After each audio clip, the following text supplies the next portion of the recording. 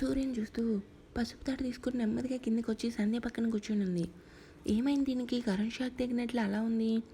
వాళ్ళ ఆయన first time తన నడుమును పట్టుకొని దగ్గర తీసుకొని డాన్స్ చేశాడు కదే, అందుకే అలా ఉంది అంటుంది హేమ. అవును, బాగా చెప్పావు. దీనికి మాటలు రాక గొంతంతా తడారిపోయింది అంటుంది సంధ్య. సంధ్య హిందూ పరిస్థితి మీ ఇద్దరికి ఎలా అర్థమైందా అంటాడు నిఖిల్. రే ముందు సినిమాలు చూడరా, ఫస్ట్ లవ్ ఎప్పుడు అలానే ఉంటుంది అంటుంది హేమ. ఆర్ఆర్ కంపెనీలో జాబ్ చేస్తూ బాగానే అప్డేట్ అయ్యారు అంటాడు నిఖిల్. ఏడ్సావులు ఎదవా, ముందు హిందీకి జ్యూస్ తీసుకురా అంటుంది సంధ్య. వెళ్ళురా జ్యూస్ తీసుకురా అంటుంది హేమ. అబ్బా, నాతో ఫుట్బాల్ ఆడుకుంటున్నారు కదే, తెస్తాను తప్పదు కదా అంటాడు నిఖిల్. ఏదో లోకంలో ఉన్నట్టు ట్రాన్స్లో ఉన్నట్టు ఉంది హిందూ. సంధ్య హేమ మాటలు విని నిఖిల్ జ్యూస్ కోసం రావటం గమనించి పక్కనున్న వెయిటర్ని పిలిచాడు రాజేష్. చెప్పండి సార్, ఏం కావాలి? నాకేం వద్దు, నీ నుండి చిన్న హెల్ప్ కావాలి అంటాడు రాజేష్. వెయిటర్ చెప్పండి సార్ అంటాడు. నిద్రమత్తు మాటలు కలన్నా ఒక బాక్స్ వెయిటర్కి ఇచ్చి, ఇవి ఇదిగో వస్తున్నాడు కదా, వాడికి జ్యూస్లో ఈ మాత్ర కలిపివు సార్, ఇది చాలా రిస్క్, నా జాబ్ పోతుంది, నేను ఈ పని చేయలేను అంటాడు వెయిటర్. రే నీకు ఎంత డబ్బు కావాలంటే అంత ఇస్తా, ఆ డబ్బు తీసుకుని ఇక్కడ నుంచి వెళ్ళిపో, ఈ పని చేయకపోతే నేను నిన్ను చంపేస్తా అంటాడు. వేరే దారిలోకి డబ్బు తీసుకొని జ్యూస్లో నిద్ర మాత్రలు కలిపి జ్యూస్ ట్రే నిఖిల్కి ఇస్తాడు వెయిటర్. మౌనంగా కూర్చొని కోబలి కోసం ఆలోచిస్తూ ఉన్నాడు సూర్య. ఏంటి వీడు డాన్స్ వేసిన దగ్గర నుంచి ఇలా మౌనంగా ఉండిపోయాడు అంటాడు చారి. సూర్య వైపు చూసి ఏమైంది సూర్య అంటాడు ఆకాష్.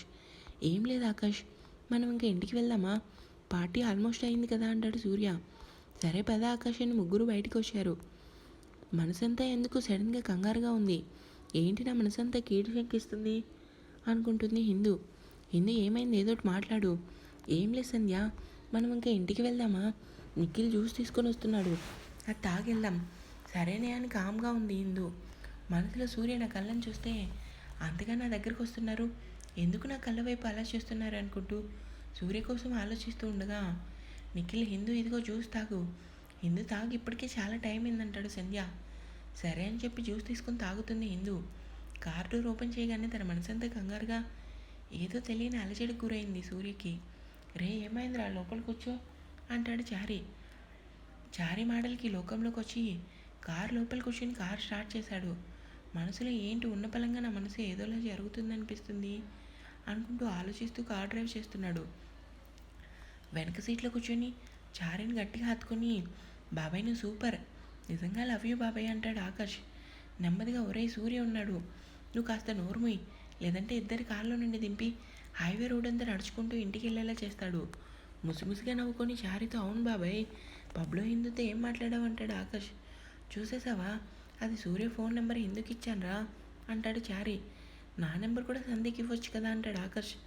సీరియస్ లుక్ ఇచ్చి, ఇందాక పబ్లో నా లవ్కి ఎవరు హెల్ప్ తీసుకోకుండా సంధ్యకి ప్రపోజ్ చేయాలని డైలాగ్ డెలివరీ ఇచ్చావు కదరా, తల మీద చేసుకొని నీకు ఇలానే ఉండాలిరా అనుభవించనుకుంటూ తిట్టుకున్నాడు. అబ్బా అలా తిట్టుకోకరా, నీ తిట్లు వింటుంటే నాకే చచ్చిపోవాలనుంది. ఇదిగో సంధ్య నెంబర్ హిందూ ఇచ్చింది. ఆనందం తట్టుకోలేక బాబాయ్ నువ్వు సూపర్ అంటూ చారి బుగ్గ మీద ముద్దు పెట్టాడు. ఒరే నీ ఆనందానికి అవధులు కానీ కాసేపు మౌనంగా ఉండు అంటాడు చారి. వీళ్ళ మాటలు పట్టించుకోకుండా కార్ డ్రైవింగ్ చేస్తూ మనసంతా కుదురలేక అసహనంగా ఉంటాడు సూర్య. జ్యూస్ తాగానే ఏంటిది ఇలా ఉంది అనుకుంటూ జ్యూస్ అంతా తాగి సంధ్యాహేమ ఇందరు ముగ్గురు పబ్ నుండి బయటకు వచ్చారు. ఇందు మనం ఇంటికి వెళ్ళేసరిగా ఇంకా చాలా లేట్ అయ్యేలా ఉంది, దానికి తోడు వర్షం ఒకటి. ఇంటికి ఫోన్ చేసి చెప్దామా? అవసరం లేదే, నేను ఆల్రెడీ మా ఇంటికి మీ ఇద్దరి ఇంటికి కాల్ చేసి చెప్పాను. ఎప్పుడు చెప్పావు హిందూ అంటుంది హేమ. అదా, నేను సూర్య కోసం పార్టీ పిలవడానికి వెళ్ళే ముందే ఫోన్ చేసి చెప్పాను అంటుంది హిందూ. నా బంగారం, అందుకనే నువ్వు అందరికీ నచ్చేసావు అంటుంది సంధ్య. అబ్బా పొగిడించాలు, వర్షం ఇప్పుడు ఆగేలా లేదు, ఈరోజు వర్షంలో తడుస్తూ మనం ఇంటికి వెళ్దాం. అవును హిందూ, వర్షంలో తడుస్తూ బండి డ్రైవింగ్ చేయటం, అది కూడా మిడ్ నైట్ హైవే మీద సూపర్. తలంతా తిరుగుతూ కొంచెం మగతగా ఉండి ఏంటి ఇలా తల తిరుగుతుంది అనుకుంటూ సరే రండి వెళ్దామంటుంది హిందూ. సరే రా హేమ, రేపు మళ్ళీ షాపింగ్కి వెళ్ళాలి కదా అంటుంది సంధ్య. దేనికే షాపింగ్? 2 రోజుల్లో నీకు సూర్య అన్నయ్యకి ఎంగేజ్మెంట్ కదే, మర్చిపోయావా అంటుంది హేమ. అవును కదా, ఈ బాక్సింగ్ కాంపిటీషన్లో పడి మర్చిపోయాను, రేపు ఉదయం మనం షాపింగ్ మాల్కి వెళ్దాం.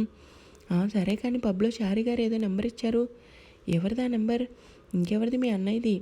అబ్బో అనుకుంటూ ముగ్గురు వర్షంలో తడుస్తూ మాట్లాడుతూ బండి డ్రైవింగ్ చేస్తూ ఉన్నారు. 2 సడన్ రెండు కళ్ళు సడన్గా మూతపట్టడం మొదలైంది. అలా కనురెప్పు లేకుండా చాలా అతి కష్టం మీద బండి నడుపుతూ ఉంది ఇందు. ఇందుని గమనించి, ఏమైంది ఇందు, నువ్వు బాగానే ఉన్నావు కదా అంటుంది సంధ్య. ఏమైందో తెలియదు సంధ్య, చాలా నిద్ర వస్తుంది అంటుంది ఇందు. బండాపి నిద్ర రావటం ఏంటి, అది కూడా ఇంత వర్షంలో. నెమ్మదిగా తలంతా తిరుగుతూ, అవునే, ఎవరో నేను తాగి జ్యూస్లో నిద్ర మాత్రలు కలిపారు అంటుంది హిందూ. సంధ్య హేమ ఇద్దరు షాక్ అవుతారు. ఇంటికి రాగానే తన మనసంతా కుదరలేక వాష్రూమ్కి వెళ్ళి షవర్ ఆన్ చేసి షవర్ కింద నుంచుని, ఏదో కీటు జరుగుతుందని నా మనసు ఎందుకు అనిపిస్తుంది, అసలు ఏం జరుగుతుంది, నా మనసంతా ఎందుకు కుదరలేదు అని ఆలోచిస్తూ షవర్ కింద తడుస్తూ ఉన్నాడు. ఎందుకో హిందూ రూపం సూర్య కళ్ళలో మెదిలింది. తనతో డాష్ చేయటం, తన దగ్గర తీసుకోవటం, అన్ని కుర్రలను సరి చేయటం, హిందూ గట్టిగా హత్తుకొని ఉండటం, పదే పదే హిందూ కళ్ళు గుర్తుకు రావటం మొదలైంది. రెండు కళ్ళు తెరిచి అసలు ఏం జరుగుతుంది, హిందూ ఎందుకు పదే పదే నాకు గుర్తొచ్చింది, హిందూ ఏమైనా జరుగుతుందా అనుకుంటూ ఫ్రెష్ అయ్యి వాష్రూమ్ నుండి బయటకు వచ్చి టవల్తో హెయిర్ తుడుచుకుంటూ తన రూమ్గా ఉన్న పూల మొక్కల దగ్గరికి వెళ్ళి పక్కన ఉన్న సోఫా మీద కూర్చుంటాడు. అది కష్టం మీద బండాపి, ఈ పని నాకు తెలిసి రాజేష్ గారు చేసి ఉంటాడు. హిందూ, నువ్వు మాట్లాడక ముందు మనం హాస్పిటల్కి వెళ్దామంటుంది సంధ్య. అవును హిందూ, వాడి పని తర్వాత చూద్దాం, ముందు మనం హాస్పిటల్కి వెళ్దామంటుంది హేమ. తన శరీరం హిందూకి అస్సలు సహకరించడం లేక నెమ్మదిగా రెప్పలు వాల్చడం మొదలైంది. నలుగురు రౌడీలతో రోడ్డుకి అడ్డంగా నిలబడి, హిందూ నువ్వు ప్రమాదంలో ఉండి కూడా ఈ పని చేసింది నేనే అని ఆలోచించావు చూడు, నీ తెలివితేటలు మెచ్చుకోవాలి. హిందూ మాటలు కూడా కూడబెట్టి, ఎందుకు ఇలా చేస్తున్నావు, అసలు నీకేం కావాలి అంటుంది. మాటల తర్వాత, ఇప్పుడు నేను ఈ టైంలో అసలు వేస్ట్ చేయను అని రౌడీలకి ఏదో సైగ చేశాడు. రౌడీలు ఇద్దరూ సంధ్య హేమలను పట్టుకుని ఉన్నారు. చుట్టూ ఏం జరుగుతుందో తెలియకుండా కనురెప్పలు మూసి, పరమేశ్వర నాకు శక్తి ఇవ్వు అని వేడుకుంది హిందూ. హిందూ, ఈరోజు నేను నా దేవుడు కూడా కాపాడలేడని హిందూ వైపుకి అడుగులేశాడు రాజేష్. హిందూ పరిస్థితిని చూసి, హిందూ నువ్వు ఇక్కడ నుండి ముందు పారిపో, వెళ్ళు హిందూ అంటుంది సంధ్య. అవును హిందూ, టైం లేదు, నువ్వు ముందు ఇక్కడ నుండి వెళ్ళు, లేదంటే వాడు నేనేమైనా చేస్తాడు. అది కష్టం మీద ఓపిక తెచ్చుకొని పక్కన కింద ఉన్న ఇసుక తోసుకొని రాజేష్ కంట్లో వేసి పక్కనున్న కర్ర తీసుకుని నలుగురు రౌడీల్ని కొట్టి సంధ్య హేమ హిందూ ముగ్గురు పరుగులు తీశారు. హిందూ పరిస్థితిని చూసి, హేమ హిందూ అసలు పరిగెత్తే పరిస్థితులు అయితే లేదు, మనం ఎక్కడైనా దాక్కుందామంటుంది సంధ్య. సరే అని హిందూని పట్టుకుని ముగ్గురు ఒక చెట్టు వెనక దాక్కుని ఉన్నారు. దీనికి ఉన్న బలం ఏంటో నాకు అస్సలు అర్థం కావటం లేదు. రే పదండి, ముందు లేవండి, వాళ్ళని ఎలా అయినా సరే పట్టుకోవాలి. నలుగురు రౌడీలు పైకి లేచి రాజేష్తో పాటు వెతకడం మొదలుపెట్టారు. వర్షం కారణంగా తనకి నిద్రమత్తు కొంచెం వదులుతుంది, కానీ మరీ అంత కాదు. మనసంతా కుదరలేక మళ్ళీ హిందూ గుర్తొచ్చి వెంటనే పైకి లేచి రూమ్కి వెళ్ళి బెడ్ మీద వాళ్ళ కళ్ళు మూసుకొని ఆలోచిస్తూ ఉన్నాడు, అసలు ఏం జరుగుతుంది అని. సంధ్య హిందూ మిడ్డి పాకెట్లో ఉన్న ఫోన్ ఎందుకు, ఏమైంది ఇప్పుడు, ఈ టైం మనం సూర్య అన్నకి ఫోన్ చేసి చెప్దాం, లేదంటే ఆ రాజేష్ నుండి తప్పించుకోవడం చాలా కష్టం. అవునే, మంచి ఐడియా ఇచ్చావు అని హిందూ పాకెట్లో ఉన్న ఫోన్ తీసి మై లైఫ్ అన్న నెంబర్కి కాల్ చేసింది. బెడ్ మీద పడుకొని ఆలోచిస్తూ ఉండగా ఫోన్ రావడంతో, ఏ టైంలో ఫోన్ ఎవరని ఫోన్ తీసుకొని ఈ నెంబర్ ఎవరిది అనుకుంటూ లిఫ్ట్ చేసి, హలో ఎవరు, సూర్య సార్, నేను సంధ్యని, మీ కంపెనీలో వర్క్ చేసే సంధ్యని మాట్లాడుతున్నా అంటారు. సంధ్య, ఏ టైంలో నాకు కాల్ చేయడం ఏంటి అనుకుని, చెప్పు సంధ్య, ఏమైంది, జరిగిందంతా చెప్పి సార్, హిందూని మీరే ఎలా అయినా సరే కాపాడాలంటుంది. షాక్ అయ్యి, సరే సంధ్య మీరు కంగారు పడుకుని నేను వస్తానని కాల్ కట్ చేస్తాడు.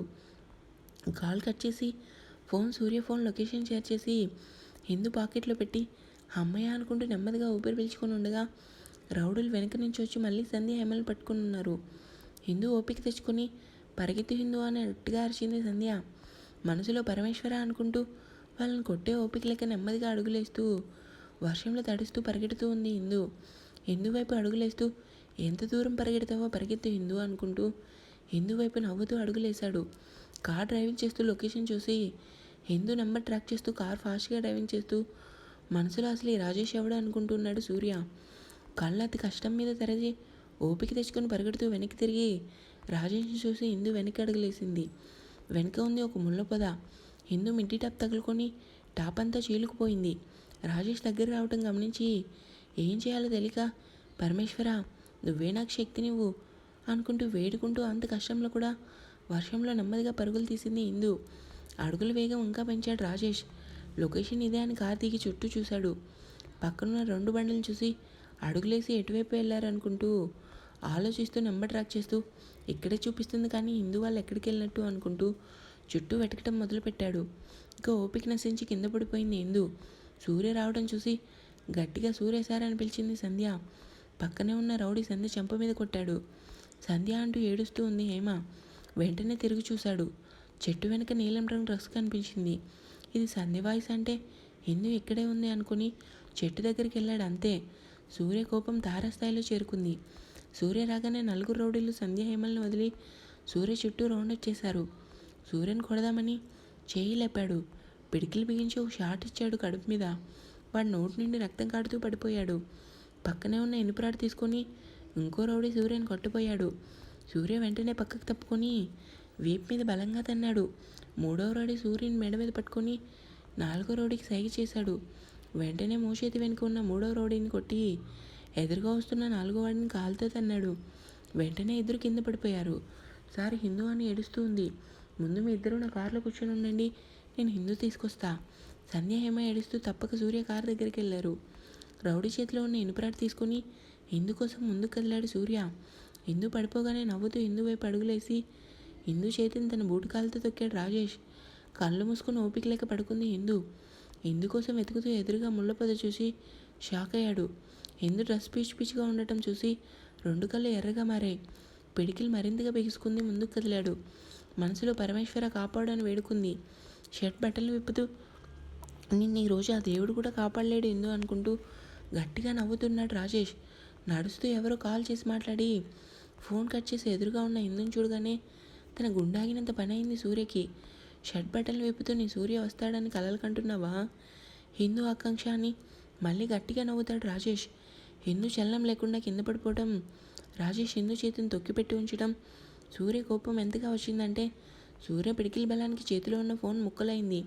వెంటనే హిందూ దగ్గరికి వెళ్ళి రాజేష్ వైపు కోపంగా రగిలిపోతూ రాజేష్ వైపు చూస్తూ ఉంటాడు. సూర్యని చూసి షాక్ అయ్యి నువ్వెందుకు వచ్చావు సూర్య, నీకు వర్షంలో చుక్కలు చూపించడానికి రా. మరో మాట రాజేష్ నోటు రానికుండా ఇనుపరాడతో రాజేష్ దవడ మీద పీకాడు. వెంటనే కిందపడి రక్తం కారుతూ అమ్మ అంటూ అరిచాడు. వెంటనే షర్ట్ బట్టలు విప్పి హిందూకు తొడిగి హిందూని చేతిలో తీసుకొని ఎత్తుకొని ముందుకు అడుగులేశాడు. ఇనుపరాడు తీసుకొని సూర్య వీపు మీద కొట్టాడు రాజేష్. ఇంకా